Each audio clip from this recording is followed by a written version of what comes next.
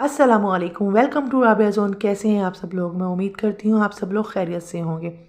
आज की इस वीडियो में आपके लिए लेकर आई हूँ बहुत ही ज़बरदस्त किस्म की टिप्स एंड ट्रिक्स, जिनका इस्तेमाल करके आप अपनी डेली लाइफ की बहुत सारी मुश्किलात को आसान बना सकते हैं, किचन के कामों को आसान बना सकते हैं।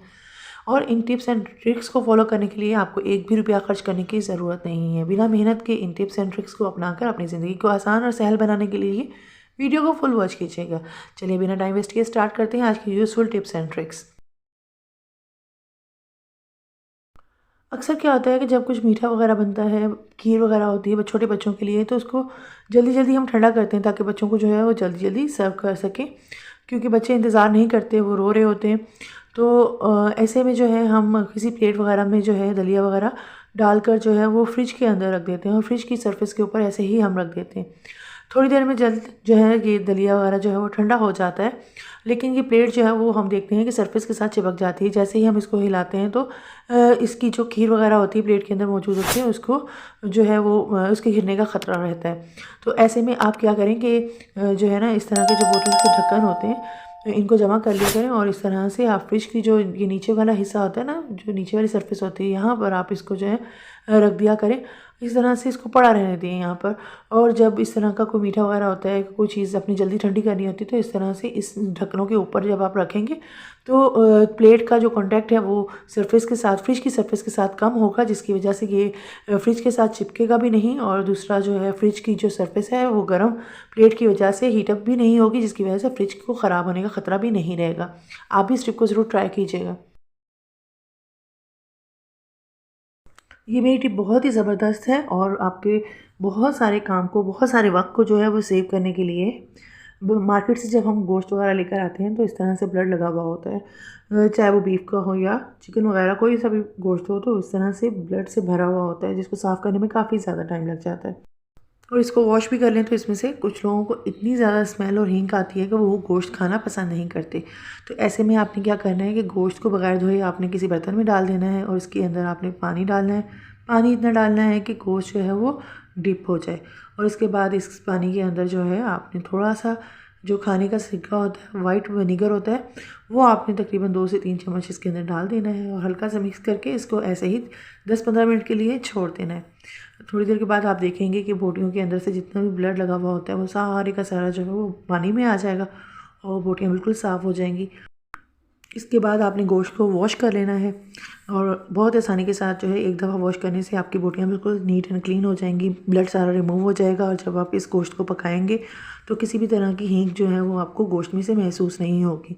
वो लोग जो बीफ वगैरह का गोश्त भी नहीं खाते और हींग खाती है उनको, तो उनके लिए भी ये टिप बहुत ही यूज़फुल है। आप मेरी इस टिप को ज़रूर ट्राई कीजिएगा और मुझे कमेंट सेक्शन में ज़रूर बताइएगा कि आपको मेरी ये टिप कैसी लगी। ये मेरी टिप भी बहुत ही ज़बरदस्त है और आपके लिए बहुत ही यूज़फुल साबित होने वाली है। आई ग्लासेस का इस्तेमाल बच्चे करें, बड़े या बुज़ुर्ग करें, तो अक्सर आपने देखा होगा कि आई ग्लासेस पहनकर जब हम कोई काम करते हैं तो आई ग्लासेस जो हैं वो गिरते हैं और जिसकी वजह से काम करने में काफ़ी ज़्यादा दुश्वारी पेश आती है। तो ऐसे में आप क्या करें कि आपने ले लेने हैं 2 रबर बैंड, दूध की थैली पे लगे हुए होते हैं रबर बैंड, वो ले लीजिए, या फिर कोई कलरफुल रबर बैंड आपके पास अवेलेबल हैं तो आप वो लीजिए। और इस तरह से आपने जो है आई ग्लासेस को पकड़ना है और इस तरह से इनके जो हैंडल्स होते हैं उनको जो है आपने इस तरह से इसके ऊपर जो है रबर बैंड को इस तरह फोल्ड करना है, ठीक है। इस तरह से रोटेट करते हुए आपने इसके ऊपर रबर बैंड को चढ़ा लेना है और इसी तरह से आपने दूसरी साइड के ऊपर भी रबर बैंड को चढ़ा लेना है। इस तरह से जब आप आई ग्लासेस के ऊपर जो है वो रबर बैंड को चढ़ा लेंगे और इसके बाद इसको पहनेंगे तो कोई भी काम करते हुए जो है आपके आई ग्लासेस जो हैं वो घिरेंगे नहीं। इस टिप को आप ज़रूर ट्राई कीजिएगा। अक्सर जिन लोगों को ये मसला होता है उनके लिए ये बड़ी परेशानी हो जाती है कि वो जो है आई ग्लासेस को संभालते संभालते जो है वो काम नहीं कर पाते सही तरह से। अगर वो इस टिप को ट्राई करेंगे तो उनका काम करना बहुत ज़्यादा आसान हो जाएगा और उनकी ये बहुत बड़ी परेशानी भी हल हो जाएगी। अगर आप प्याज को जो है वो बग़ैर छुरी के, बग़ैर चॉपर के काट कर चॉप करना चाहते हैं तो मेरी ये टिप आपके लिए बहुत ही ज़बरदस्त साबित होने वाली है। आपने नाइफ़ की मदद से जो है प्याज का छिलका उतार लेना है।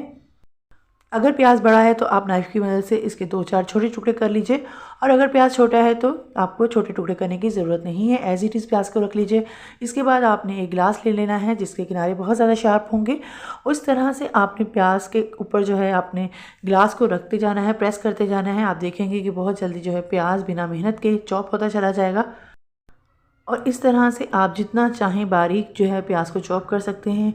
आपको चॉपर इस्तेमाल करने की ज़रूरत नहीं है, छुरी वगैरह इस्तेमाल करने की ज़रूरत नहीं है। बहुत ही आसानी के साथ जो है आप एक ग्लास की मदद से प्याज को बहुत बारीक चॉप कर सकते हैं, वो भी मिनटों में बिना मेहनत के। आप देख सकते हैं कि मैंने जो है कितने बारीक प्याज जो हैं वो इस ग्लास की मदद से जो है वो चॉप कर लिए हैं। आप भी इस टिप को ज़रूर ट्राई कीजिएगा, आपको ये टिप बहुत पसंद आएगी। ये मेरी टिप जो है वो गाजर को पील ऑफ करने से रिलेटेड है। गाजर को पील ऑफ करने के लिए हम नाइफ़ का इस्तेमाल करते हैं, लेकिन जब हम नाइफ़ से जो है वो गाजर को पील ऑफ करते हैं तो काफ़ी ज़्यादा टाइम जो है वो हमारा ज़ाया हो रहा होता है, और इसके अलावा जो छिलके होते हैं वो भी हमारे मोटे मोटे उतर रहे होते हैं। तो हम क्या करते हैं कि सम टाइम हम पीलर का इस्तेमाल करते हैं। पीलर से जब भी हम गाजर को जो है वो पील ऑफ करते हैं तो इसके छिलके जो हैं वो काफ़ी ज़्यादा मोटे उतरते हैं, जिसकी वजह से हमारी गाजर जो है वो बहुत ज़्यादा वेस्ट हो जाती है, और इस तरह काफ़ी ज़्यादा वेस्टेज की वजह से हमारा बहुत ज़्यादा नुकसान हो जाता है। 15 किलो, 20 किलो, 10 किलो गाजरें छीलनी हो तो आप चाहे बिना मेहनत के छीलना चाहें तो आपने क्या करना है, इस तरह से एक स्टील वूल ले लेना है। आप बिल्कुल नया स्टील वूल लेना है, और इस तरह से आपने स्टील वूल लेकर गाजर के ऊपर आपने इस तरह से रब करना है। आप देखेंगे कि मिनटों में आपकी गाजर जो है वो साफ़ हो जाएगी, और बिल्कुल भी वेस्टेज नहीं होगा। स्टील वूल की मदद से जब आप गाजर को इस तरह से रब करते जाएंगे तो गाजर के ऊपर मौजूद बारीक स्किन उतरेगी, और साथ में जो गाजर के ऊपर बाल होते हैं वो भी उतर जाएंगे। बहुत ही आसानी के साथ आप गाजर को पील कर सकेंगे। मिनटों सेकेंडों में आप जो है अपनी तमाम के तमाम गाजरों को साफ़ करेंगे, वो भी बिना मेहनत के। आप देख सकते हैं कि गाजर किस तरह से बिल्कुल क्लीन हो चुकी है। इस तरह से आप ढेरों ढेर गाजरें जो हैं वो स्टील वूल से क्लीन कर सकते हैं, और इसके बाद स्टील वूल को आप क्लीन करके वॉश करके रख लीजिए और दोबारा इस्तेमाल में ले आएँ। अगर आप स्टील वूल से अपनी गाजर को क्लीन करना नहीं चाहते तो आपके पास दूसरा ऑप्शन भी मौजूद है। आप इस तरह से जो है वो जो चाय की छलनी होती है स्टील की, अगर आपके पास हो तो आप वो ले लीजिए, और इसका जो बैक साइड होती है इसकी मदद से जो है आप गाजर को जो है पील ऑफ करें। बहुत ही आसानी के साथ आपकी गाजर जो है वो मिनटों में जो है वो पील ऑफ हो जाएगी, क्योंकि ये छुरी की तरह शार्प नहीं होती और हाथ पर लगने का ख़तरा नहीं रहता। इसलिए आप बेध्यानी से भी अगर गाजर को पील ऑफ करें तो बहुत ही आसानी के साथ जो है अपनी गाजर को पील ऑफ कर सकेंगे, और तमाम तरह के बाल और जो बारीक स्किन होती है वो बहुत ही आसानी के साथ जो है गाजर के ऊपर से रिमूव हो जाएगी, और आप ढेरों ढेर गाजरें जो हैं वो पील ऑफ कर सकेंगे। या फिर कभी कभार क्या होता है कि हम लोग गाजर का हलवा बनाने के लिए बहुत ज़्यादा गाजरें लेकर आ जाते हैं, और 2 से 3 बंदे बैठ जाते हैं गाजरों को छीलने के लिए, और छुरियाँ वगैरह मौजूद नहीं होती हैं या पीलर मौजूद नहीं होता, तो उस वक्त जो है आप चाय की ये छलनी इस्तेमाल करके अपने गाजरों को पील ऑफ कर सकते हैं। आपको दोनों तरीक़ों में से कौन सी टिप ज़्यादा यूज़फुल लगी है मुझे कमेंट सेक्शन में ज़रूर बताइएगा। सर्दियों में दूध हमें गर्म करके पीना चाहिए, लेकिन मैं यहाँ पर आपको एक ज़बरदस्त किस्म की रेमेडी जो है वो दूध से रिलेटेड बनाकर दिखा रही हूँ। अगर आपको नज़ला ज़ुकाम या खांसी हो गई है तब भी आप इस रेमेडी का इस्तेमाल करें तो आपकी नज़ला ज़ुकाम खांसी जो है वो मुकम्मल तौर पर ठीक हो जाएगी। और अगर आपको सर्दी ज़ुकाम वगैरह लगने का ख़तरा है तो जो है आप तब भी इस रेमेडी को जो है वो रेगुलर बेसिस पे इस्तेमाल करें। आप इंशाल्लाह ताला आपकी सर्दियाँ जो हैं बहुत अच्छी गुजर जाएंगी, और आपको नज़ला ज़ुकाम और खांसी का ख़तरा नहीं होगा और सर्दी नहीं लगेगी। ये एक मैजिकल मिल्क है, और इसके इस्तेमाल से जो है आप अपना वेट भी लूज़ कर सकते हैं। इस मिल्क को बनाने के लिए आपने दूध ले लेना है और उसको पतीली में डालकर बॉयल होने के लिए रख देना है।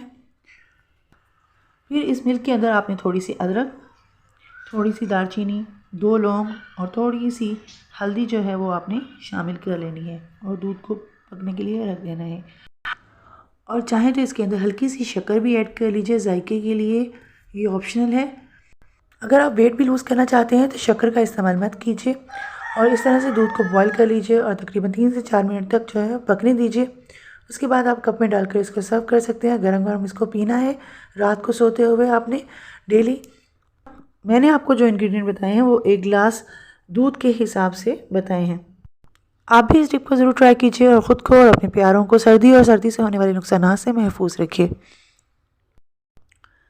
आई होप आपके लिए आज की टिप्स एंड ट्रिक्स काफ़ी यूज़फुल रही होंगी।